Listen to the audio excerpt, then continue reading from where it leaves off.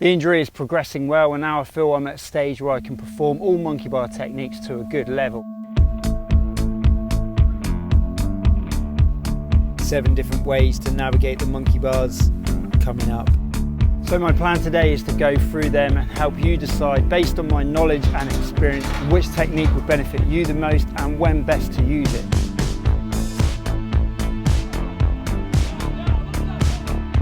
There is still one technique that makes me a little bit anxious, 2 if I'm honest, but if I don't try it today then I won't be able to do the things I'm hoping to be able to do our soon to be upon us Spartan Beast.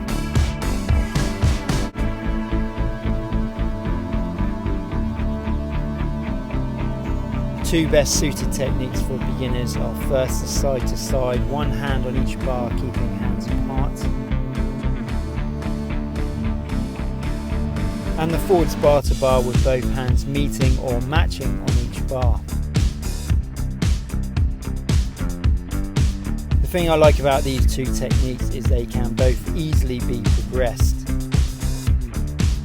Taking bigger swings on the side to side and maybe matching grips here and there, and or swinging enough to miss bars out. And forwards can be quickened up by not matching grip and even missing bars out. Both of these techniques have more advanced bent arm versions which give you more control over the body, which makes them a good option for speed and for when the bars are wet. But these versions require more strength and that makes them tough to do. Oh my god. Oh, that's tough. So to be able to do them, you will need to be strong enough. Check out my last couple of videos for some good strength and conditioning bodyweight drills to help strengthen you up so you can benefit from these techniques.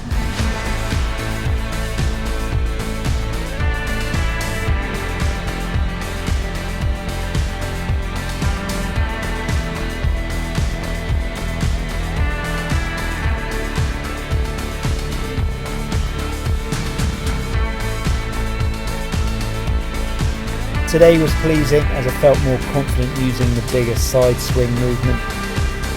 The breakthrough for me, as it was this technique I was using when I sustained my injury. Hopefully there's more progression to come.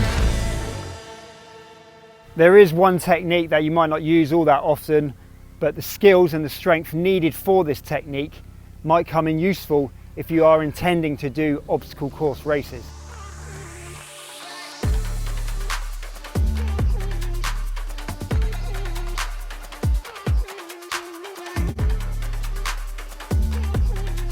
The upside down crawl is a monkey bar technique that involves the whole body.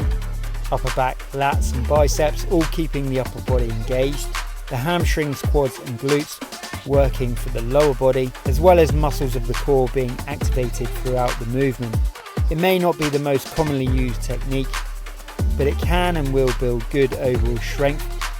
And because so many muscles are working all at once, calorie burn will be high.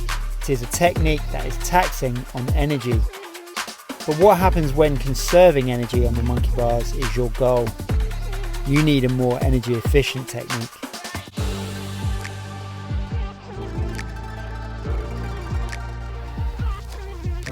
Since it's the technique that best gives you the chance to miss several bars out, the full swing allows you to cover good distance in good time.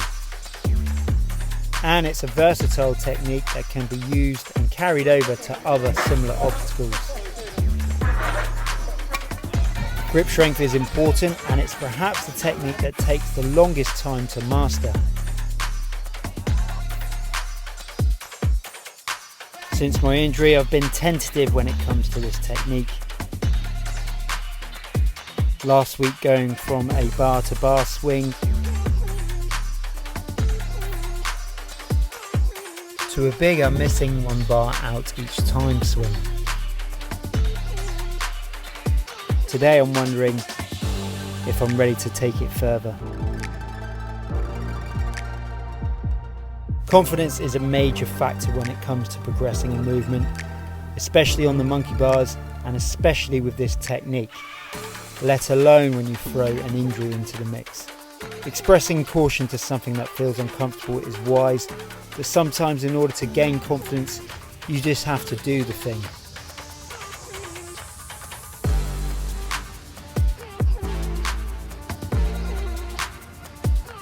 Although I am still wary not to do too much too soon. There is still time for me. This is definitely a technique worth learning and worth investing the time it takes to master it. Check out last week's video for my tips to help you do that. For me, for now, I'm happy with my progress. I wanted to try this technique out today. It's still not essential for the race, but I do believe if I can do it, it will give me the confidence to be able to do some of the things I've wanted to do, and for me it will feel like I'm back to the level where I need to be. So I'll take it easy to start with, go through the steps and see how far I can take it.